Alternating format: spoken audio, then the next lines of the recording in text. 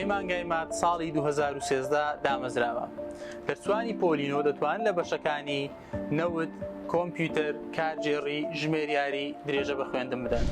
ئێمە بڕوامان بەتوانە و لێهاتی قوتابیان هەیە، بۆیە لە پەیمانگاکەمان بۆ بڕواایە کار دەکەین، هانی قوتابیان دەدەین کارامەیان بدۆزنەوە و دەرفەتیان بۆ دەڕەخسێنن تاوەکو پەرە بە بیرۆکەی داهێنەرانیان بدەن. نەزمەی پەیمانگاکەمان نەزمەیەکی بیانیە.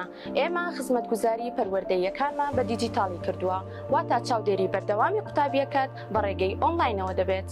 بەشی پێشکەشکراوی نەوت لە پەیمانگەکەماندا لە بەشەکانی پاڵاوتن و هەڵکەندن پێک دێت کە ئەم بەشانە خواستی ناوخۆیی و جیهانی لەسرە. بەشی زۆری وانەکان کرداریانە پراکتیز دەکرێت.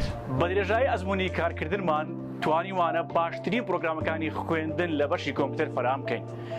تاوەکو قوتابیان ڕابهێندن لەسەر چۆنەتی دروستکردنی نەرمەواڵە و دیزاینکردنی نێتۆرک و داتەبەیس.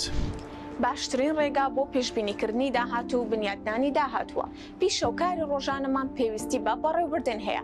هەڵبژاردننی بەشی کارگێر و ژمێریاری بۆ ئەم مەبەستە کارێکی گونجاوە. بۆیە دوودڵمە بۆ پەیمانگەی مات هەڵبژێرە.